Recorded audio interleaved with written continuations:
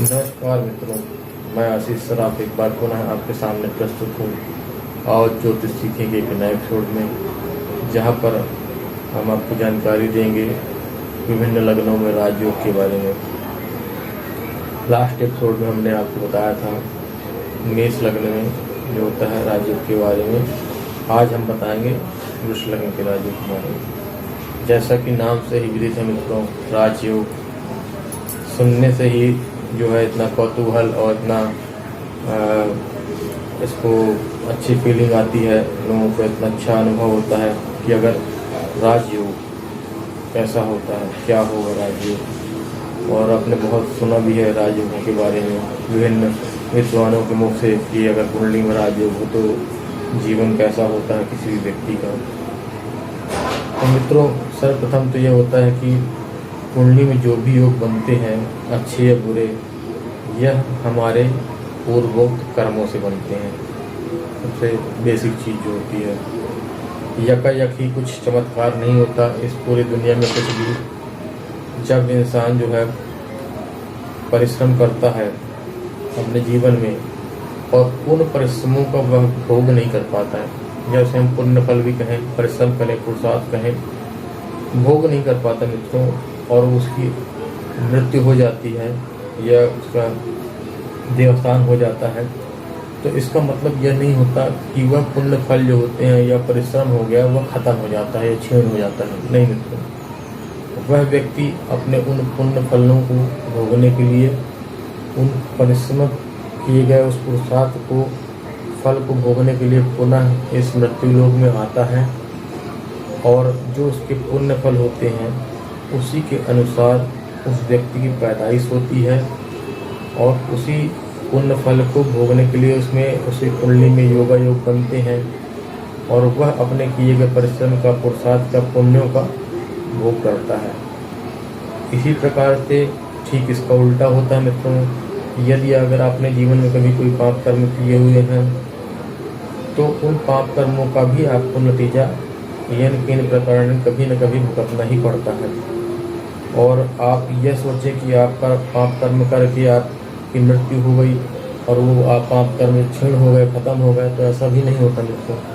आप उन्हीं पाप कर्मों को भोगने के लिए पुनः इस धरती पर आएंगे, और आपको लगेगा ऐसा कि आप उसी के अनुसार आपकी पैदाइश होगी, आप कैसे पैदा होते हैं, और आपका जीवन भी उन पाप कर्मों को भोगेगा। तब आपको यह महसूस होगा कि मित्रों, मैंने तो अपने जीवन में कभी कुछ किया ही नहीं, किसी का हित नहीं किया, भला नहीं किया, और मेरे साथ अनायासी ये घटनाएं, दुर्घटनाएं क्यों होती हैं। तो मित्रों, यह घटनाएं जो होती हैं अनायास, चाहे वह अच्छी हो या बुरी हो, ये हमारे पूर्वोक्त कर्मों के हिसाब से होती हैं। और उन पूर्वोक्त कर्मों का जो लेखा जो चिट्ठा होता है मित्रों, वह है हमारी जन्मपत्री। जी हाँ मित्रों, वह जन्मपत्री ही हमारे पूर्व कर्मों का, उसमें एक लेखा होता है जिसको पढ़ने की कला ही एस्ट्रोलॉजी है, ज्योतिष शास्त्र है, कि कैसे ग्रहों का कौन सा ग्रह किस घर में बैठा हुआ है, क्या फल करता है आपको किस समय पर। यही है मित्रों। तो जो भी हम बात कर रहे थे यहाँ पर राजयोग की कि दुनिया में जो कोई भी व्यक्ति घटना होती है वह बगैर कारण और परिणाम के नहीं होती मित्रों। अगर कोई परिणाम है तो उसके पीछे कोई कारण होगा, और कोई कारण है तो उसके पीछे कोई, उस कारण का पीछे कोई परिणाम होगा। अगर न्यूटन का भी नियम मित्रों कि अगर कोई भी चीज़ जो है किसी भी जगह पर स्थिर रखी हुई है, अगर इस पर कोई बल न लगे तो यह जो चीज़ है किसी प्रकार कोई बल नहीं लगता, तो यह चीज़ उस जगह पर सदियों तक एक ही जगह पर स्थिर रहेगी अगर किसी प्रकार बल नहीं लगता। और अगर किसी प्रकार बल लगता तभी यह चीज़ यहाँ से खसक के वहाँ जाएगी। तो कारण क्या हुआ कि हमने इसे धक्का मारा और खसक के वहाँ चली गई। तो कारण और परिणाम आपके सामने है। तो मित्रों, प्रकृति का यही नियम है। इसलिए कोशिश तो इंसान को यही करना चाहिए कि इंसान से अपने ज्ञान व सज्ञान में कोई पाप कर्म ना हो, और अपनी यथासंभव समर्थ के हिसाब से अच्छा कर्म ही करना चाहिए। भूल चूक के लिए जो होता है वो भगवान बैठा है, देखने वाला, माफ़ी देने वाला, दंड देने वाला। तो मित्रों, आइए हम बात करेंगे राजयोग की वृषभ लग्न में। मित्रों, जब कुंडली में बहुत सारे अच्छे योग बनते हैं और हमारे जो ग्रह होते हैं वो हमारी जन्मपत्री में केंद्र भाव के स्वामी और त्रिकोण भाव के स्वामी जो होते हैं ना, अपनी उच्च राशि में केंद्र भाव में या त्रिकोण भाव में बैठते हैं तो अनायास ही राजयोग का सृजन हो जाता है मित्रों। अब मुद्दे की बात यह है, तो यह राजयोग बता देना तो सही है, जो कि एक सहज बात है कि कोई व्यक्ति आपको ये तो कह देगा कि आपके जन्म बच्चे के, आपके स्वयं के जन्म पत्री में राजयोग है, लेकिन वह राजयोग कैसा है, कैसे फलित हो, किस रूप में राजयोग आएगा, यह बता पाना ही एक जो है एक कला है, एक आर्ट है। एक ज्ञानवान और अनुभवी इंसान ही इस बात को बता सकते हैं, सबकी बस की बात नहीं है। राजयोग बता दे, राजयोग तो है, लेकिन वो कैसा होगा, किस चीज को लेकर के हम राजयोग को भोग करेंगे। राजयोग का सेंस होता है कि राजा तुल्य जीवन जीना, अपने मर्जी के मालिक होना, आपके पास अधिकार सत्ता होना, धन वैभव संपदा ऐश्वर्य इन सब का भोग करना, अच्छे स्वास्थ्य का भोग करना, सभी चीज। ऐसा जीवन कैसे होगा, किस मैटर पे हम उसमें आज एक बात करेंगे।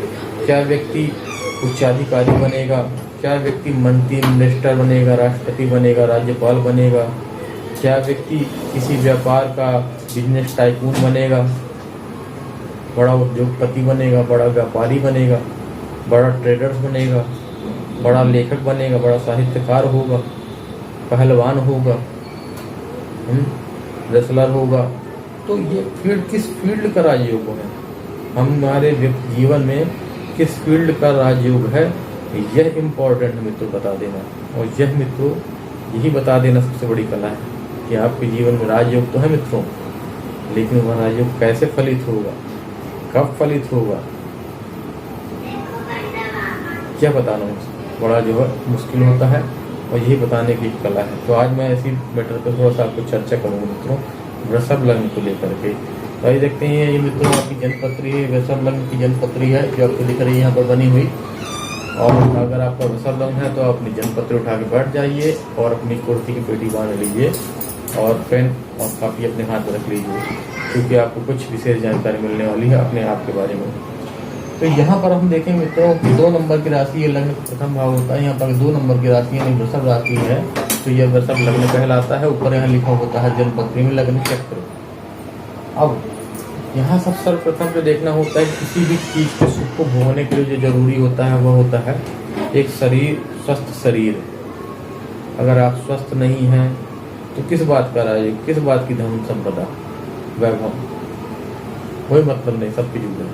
तो सर्वप्रथम तो हमको लग्नेश को देखना चाहिए, यानी प्रथम भाव के स्वामी जो होते शुक्र, उसकी स्थिति को कुंडली में सर्वप्रथम देखना चाहिए कि शुक्र अपनी उच्च राशि में है, स्वराशि में है, मित्र राशि में है, मित्र के नवांश में है, स्व के नवांश में है, उच्च के नवांश में है, नवांश कुंडली में। ठीक है मित्रों, अगर इसके हिसाब से शुक्र की स्थिति आपकी कुंडली में अच्छी है, शुक्र ग्रह की है, तो पहली एक जो शर्त होती है कि आपका शरीर स्वस्थ रहेगा, आप दीर्घजीवी होंगे।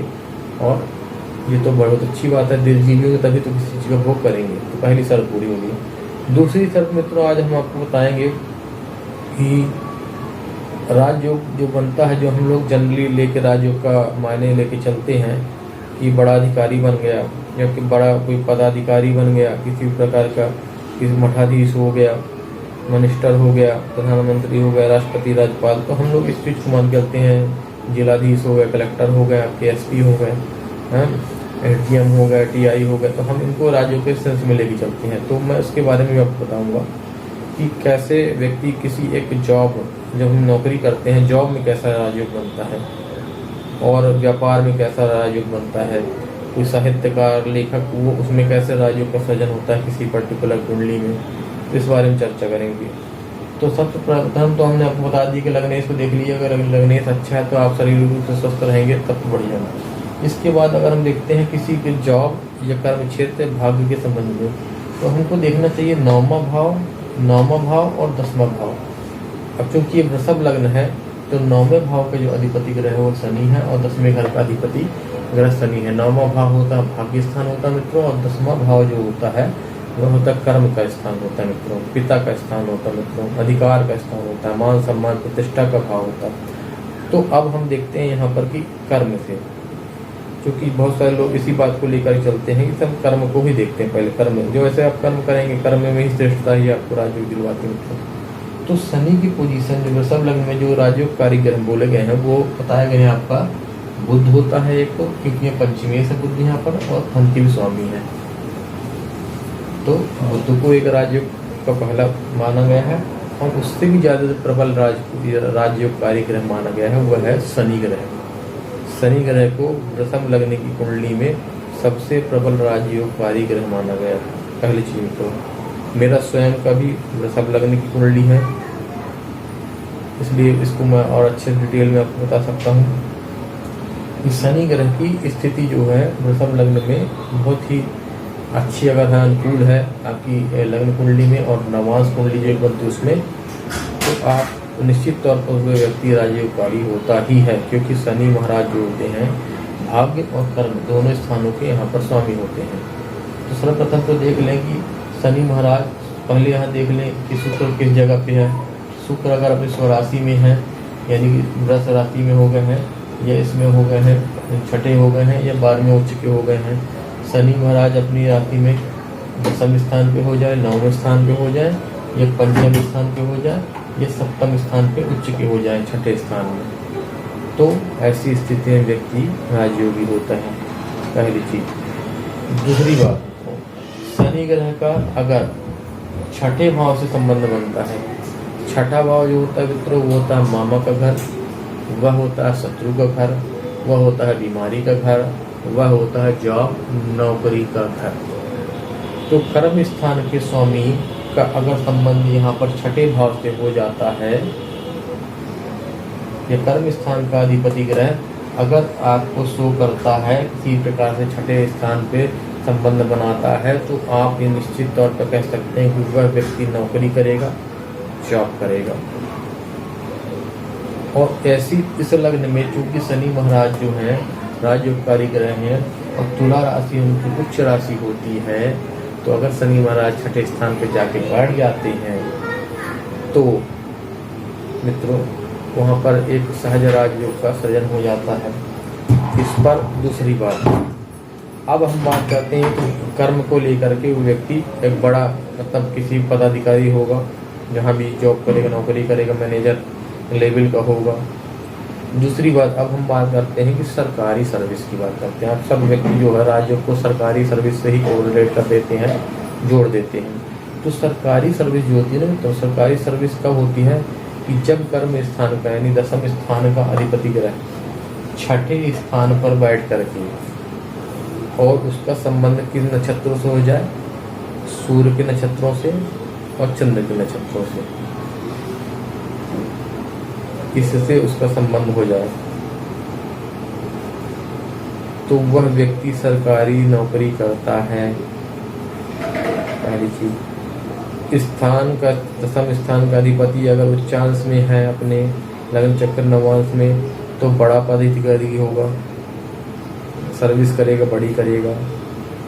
प्लस यहाँ पर और ग्रह प्रबल अगर हो जाते हैं आपके, बुध भी यहाँ पर उच्च हो जाए तृतीय होकर के, तो इसके बाद जो योग का सृजन होता है और सूर्य अपने स्वराशि में हो जाए, 10वें स्थान को देख लें, तो यह व्यक्ति जो होता है बहुत बड़ा पॉलिटिशियन, मंत्री, मिनिस्टर लेवल का आदमी हो जाएगा मतलब, और बड़ा।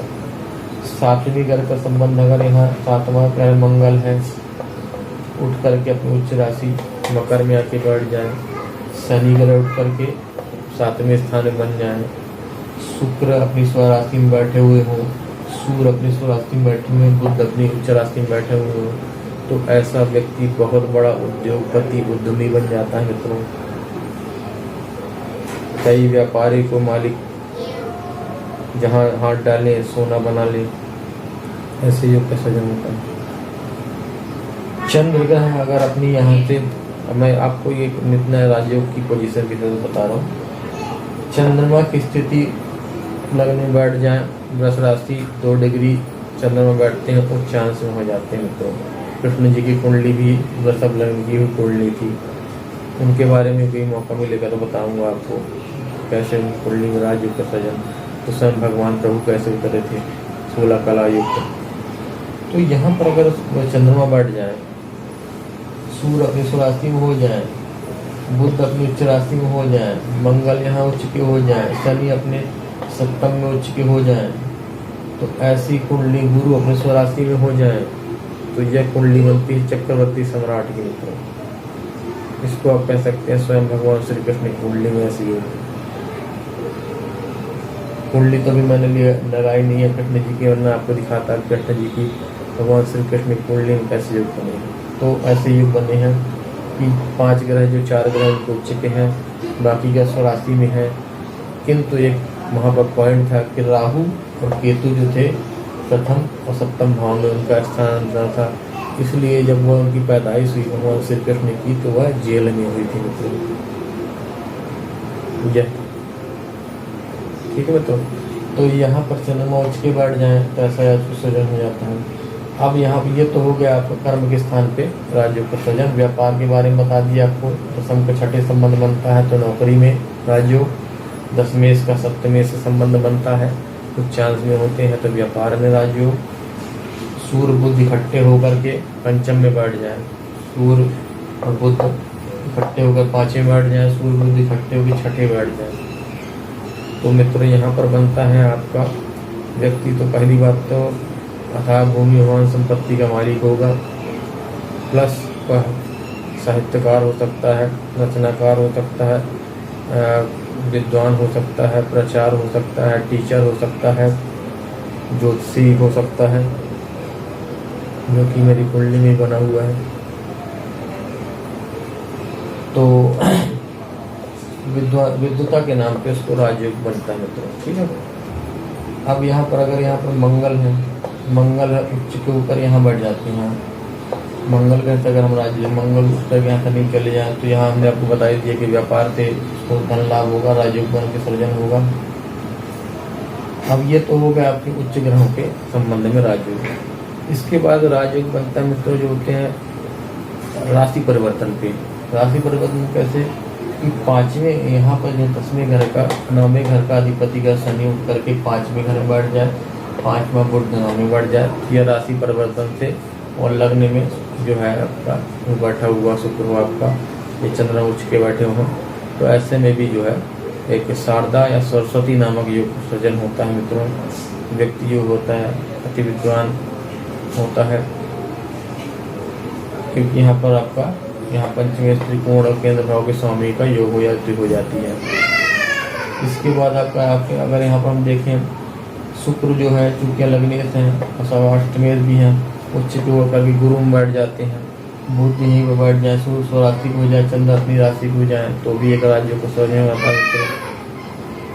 तो कुंडली में मेन विशेषता है कि किस प्रकार का राजयोग बन रहा है, वह राजयोग किस संबंध में बन रहा है, वह राजयोग कब फलित होगा, उस राज्य में कितना बलाबल है। क्योंकि राजयोग तो मित्रों देश काल परिस्थिति के हिसाब से हर व्यक्ति की कुंडली में तो नहीं, लेकिन मैक्सिमम बनते ही हैं। तो एक भी ग्रह उच्च कोई अच्छा बैठा हुआ तो राजयोग का सृजन करता है, लेकिन उसका बलाबल का 1 हो गया, 2 हो गया, 3 हो गया, 4 ऐसा देखना है। और उसका हमें जो भी ग्रह राजयोग आपके लग्न पत्र बना रहा है ग्रह, उसका नवांश कुंडली में उसके बल को देखना है। तो इन सब बातों को ध्यान रखना है। तो कब फलित होगा इसको भी देखना है कि आपके जीवन काल बचपन में आ गया है, युवावस्था में उसकी दशा आने वाली है, प्रौढ़ अवस्था में आने वाली है, या कब आने वाली है। तो जीवन में जब भी वह उस ग्रह की दशा आपकी महादशा में आता है तो अति शुभ कह सकते हैं, अंतरदशा में आता है कुछ सालों के लिए आपको आएगा, देके चला जाएगा, प्रत्यंतर में आता है तो कुछ महीनों में आपको जो है उसका फल का जब भी आएगा हुआ तो आपको उसका फल आपको रियलाइज़ कराएगा, वो अनुभूति होगी आपको कि हाँ नहीं बहुत कुछ अच्छा हो रहा है हमारे साथ ऐसा। इसके बाद हम बात करते हैं नीच भंग राजयोग की। नीच भंग राजयोग का सृजन कैसे होता है मित्रों। नीच भंग जैसे हमने पहले बताया कि यदि आपकी लग्न चक्र में कोई भी ग्रह, अभी हमने उच्च राशि की बात की थी, अब नीच राशि की बात करेंगे कि कोई भी ग्रह अपने घर नीच राशि में हो जाता है और उस ग्रह का जिस घर में वो नीच राशि है उस राशि का स्वामी अपनी उच्च राशि में चला जाता है, या उस राशि का स्वामी जो स्वयं वहाँ है वह उच्च राशि में जाता है, तो उस राशि का ग्रह का नीचत्व भंग हो जाता है। इस कुंडली में उदाहरण के तौर पर अपन समझेंगे कि शनि ग्रह जो है 9वां और 10वां का आपका स्वामी ग्रह है। अब शनि महाराज अगर इस कुंडली में, वृषभ लग्न की कुंडली में यहाँ बैठ जाते हैं, इस घर में बैठ जाते हैं, 12वें घर में, यह राशि उनकी नीची होती है, मेष राशि शनि ग्रह की 20 डिग्री नीच की होती है। तो यहाँ पर तो आपका नीच हो गया ग्रह, तो अब राजयोग कैसे बनेगा? तो यहाँ राजयोग का सृजन कैसे होगा कि अब ये राशि होती है 1 नंबर की राशि शनि की नीच राशि होती है, 1 नंबर राशि सूर्य की उच्च राशि होती है। अब ये सूर्य उठ करके अगर यहाँ उच्च के बैठ जाते हैं, शनि यहाँ नीच के बैठ गए, ठीक है। और एक राशि का नंबर, एक नंबर में इस राशि के मंगल स्वामी होते हैं अधिपति, ये भी अगर अपनी स्वराशि में यहीं बैठ जाए, 8वें में वृश्चिक में बैठ जाए, या अपने उच्च की होकर के यहाँ बैठ जाए, तो यहाँ पर नीच भंग राजयोग का सृजन हो जाता है मित्रों। ऐसा व्यक्ति भी जो होता है राजयोग कारीगर की जो जातक होता है, उसी के जैसे उसका जीवन काल होता है, उसी के जैसे कर्म होते हैं, उसी के जैसा भाग होता है, उसका नीचत्व जो होता है भंग हो जाता है मित्रों। शनि ग्रह का नीच भंग हो गया। अब शनि ग्रह के जो इनके दुष्प्रभाव थे इन ग्रहों को लेकर वो खत्म हो गए। पूर्व फलों को जो करता धरता सूर्य और मंगल मिलकर उनको फलों की प्रतिपूर्ति कर देते हैं और एक नया राजयोग का यहाँ पर सृजन हो जाता है। दूसरा मित्रों, दूसरी जो शर्त है, कोई ग्रह लग्न कुंडली में नीच का हो जाए। सपोज यहीं पर हम शनि को फिर ले लेते हैं, शनि ग्रह यहाँ पर 1 नंबर की राशि में जाके नीच के हो जाते हैं जातक की कुंडली में। किंतु जब हम नवांश कुंडली बनाते हैं कोई, वो नवांश कुंडली में वहाँ पर जा करके अपने उच्च अंश में हो जाते हैं, यानी कि बैठ जाते हैं वहाँ पर 7वीं राशि में बैठ जाते हैं, तुला राशि में 20 डिग्री, तो भी शनि ग्रह का जो है नीचत्व भंग हो जाता है मित्रों। यानी कि इसका सीधा सेंस ये होगा कि जब व्यक्ति का उसका नीचत्व भंग हो जाएगा और व्यक्ति राजयोगकारी होगा, तो इसका फल क्या होता है मित्रों ऐसी कंडीशन में कि व्यक्ति के पैदाइश के समय से, जब व्यक्ति पैदा होगा तो 9वां और 10वां घर के हिसाब से, यानी भाग्य स्थान और कर्म स्थान के हिसाब से वह उसकी स्थिति बहुत अच्छी नहीं होगी। अब बच्चा पैदा कर्म क्या करेगा, लेकिन फिर भी हम कर्म को रिलेट करते हैं, तो भाग्य के हिसाब से और कर्म के हिसाब से पैदाइश के समय पर स्थिति कुछ अच्छी नहीं होगी, उनके घर वालों की, पिता की स्थिति कुछ अच्छी नहीं होगी, परंतु बच्चे की पैदाइश होने के बाद से उसकी स्थितियों में सुधार होना शुरू हो जाएगा। उसके पिता के जो भाग्य है उसमें भाग्य में उत्तरोत्तर वृद्धि होने लगी मित्रों, क्योंकि अब बच्चे का नीच स्थिति में लेकर पैदा तो हो गया, लेकिन उसका शनि जो है नवांश कुंडली में उच्च का हो गया है, तो अब स्थितियाँ कैसे होंगी, सुधरना शुरू होंगी उसी जगह से।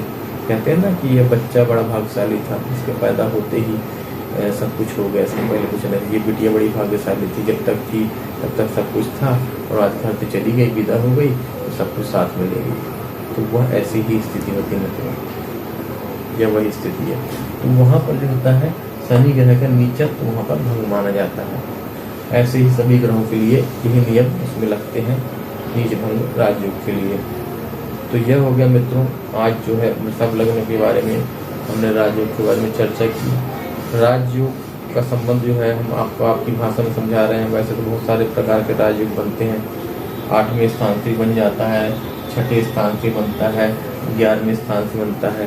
अगर 11वें स्थान से बनता है तो लाभ के संबंध में व्यक्ति राजा होगा, अति लाभ कमाएगा, खूब लाभ कमाएगा, जिस काम में जाएगा जम के लाभ कमाएगा। कोई 10% नहीं कमाता, वो 200-400% कमाने वाला लाभ का योग बनेगा। ऐसे अगर आपके खाते में बन जाता है भाई के खाने को लेकर के, तो आप तो राजा नहीं होंगे, नहीं आपको भाई जरूर राजा होगा। अगर तृतीय भाव से राजयोग का सृजन होता है तो वो राजा होगा, लेकिन उस राजयोग के फल का जो भोग आप भी करोगे। ठीक है मित्रों, 6ठे स्थान से बन जाता है तो व्यक्ति का जो है मामा मातृ पक्ष होगा वो भी अच्छा होगा, उसकी पोजीशन अच्छी होगी, आप वहाँ से लाभान्वित होंगे, वहाँ से आपको ऐसा सम्मान, मान सम्मान, पैसा, धन रुपया मिलेगा कि आप ऐसे राजा तुल्य जीवन व्यतीत करेंगे। तो परिभाषाएं तो बहुत सारी हैं। तो निश्चित तौर पर आज के लिए इतना ही। अगर आपको मेरा वीडियो अच्छा लगा हो तो मेरे वीडियो को लाइक करें, मेरे वीडियो को शेयर करें, मेरे चैनल को सब्सक्राइब जरूर करें मित्रों, ताकि आपको बहुत अच्छे ज्योतिष के ऊपर नए वीडियो दूँ। और आगे आने वाले समय में भगवान चाहेगा तो मैं बहुत छोटे टॉपिक पे आपको वीडियो बनाऊंगा, जैसे गवर्नमेंट सर्विस हो गई, प्राइवेट जॉब्स हो गए, बिजनेस हो गए, व्यापार हो गए, ये कैसे योग बनते हैं कुंडली में, एजुकेशन के बारे में बताएंगे, है ना, सब चीज़ के बारे में, विवाह के बारे में बताएंगे, सभी चीज़ों के बारे में वीडियो बनाऊंगा। तो आप मेरे चैनल को सब्सक्राइब जरूर कर दें। इस वीडियो में आपको अगर मेरा जो इसी वीडियो पे कॉन्टेक्ट नंबर है, मेरा फ़ोन नंबर है, आपको अगर अपनी कुंडली के बारे में, अगर राजयोग के बारे में समझना है मित्रों, या धनयोग के बारे में समझना है, या और भी किसी प्रकार की किसी चीज़ के बारे में समझना है, तो आप मुझसे संपर्क कर सकते हैं। मैं यथासंभव अपने ज्ञान और अनुभव के हिसाब से आपको जरूर सहायता करूँगा। तब तक के लिए नमस्कार, धन्यवाद।